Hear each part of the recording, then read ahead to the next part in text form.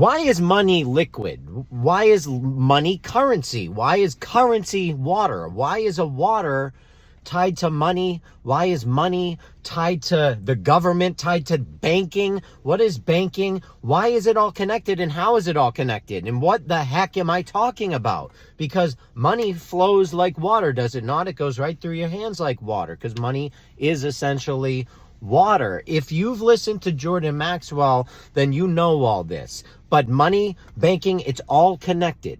Okay? You have to understand that there's a reason why money is currency, because a current is found in water. Why are banks found on the sides of a river?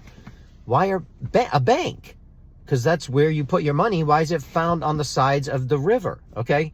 Now, what is the word for the gate that you walk through when you go to court? That gate is called a water gate. Why is it called a water gate? Because when you go through that gate, an attorney is going to poke holes in your story, and they're going to try and flood your case. And then what are you going to have to do? You're going to have to pay bail.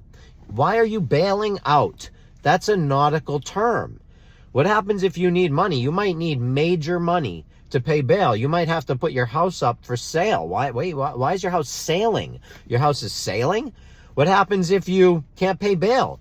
They put you in a cell. Why are they putting you in a cell?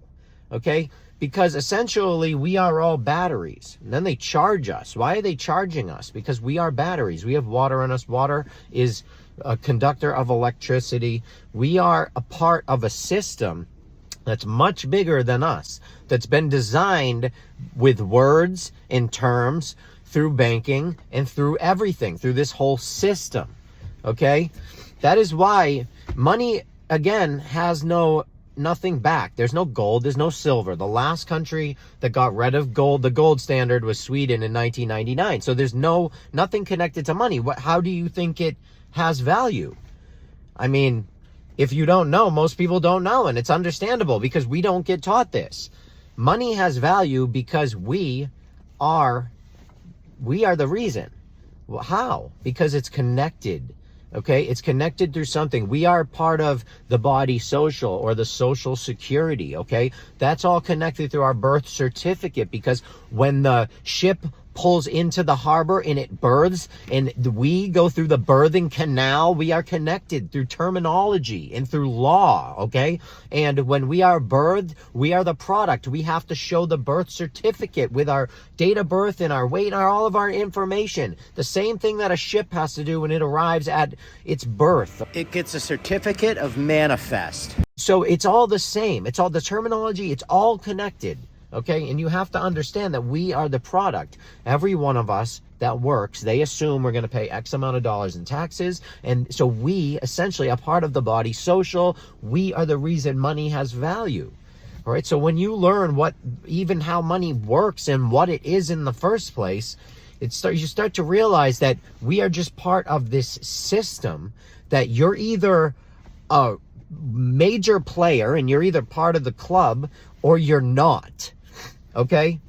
So what I'm trying to do is provide the people that are not part of the club the information that I have gathered through research. That's what I'm trying to do.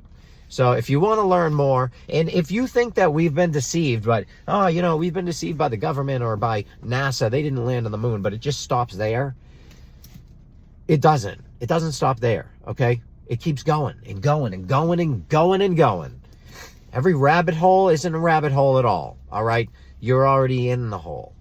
People like me, we're throwing you the rope, all right? We're throwing you a rope, because all these conspiracies, the more research you do, the less conspiracy they really are, all right? But I love you all. This is my opinion. You can go to my website, withthesun33.com. And what I do when I learn something, I research it more. And if I hear information, like I heard Jordan Maxwell once, he said the word Elohim, which is what the word for God is in the Bible, the word Elohim means gods.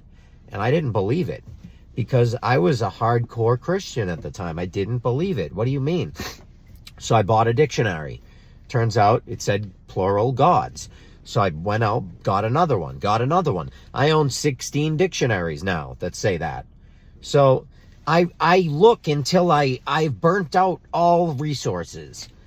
And then I say, oh, well, I guess this guy's probably right about that. That's how I do research. So if you're looking for someone like that, and I don't research on Google, it's useless. It's completely useless. If you're using the internet for research, it's useless. Other than to find out like who owns different companies and things like that. But if you're using it for encyclopedias and for dictionaries and etymology research and shit like that, you're wasting your time completely. That's my advice. That's my opinion. I love you all.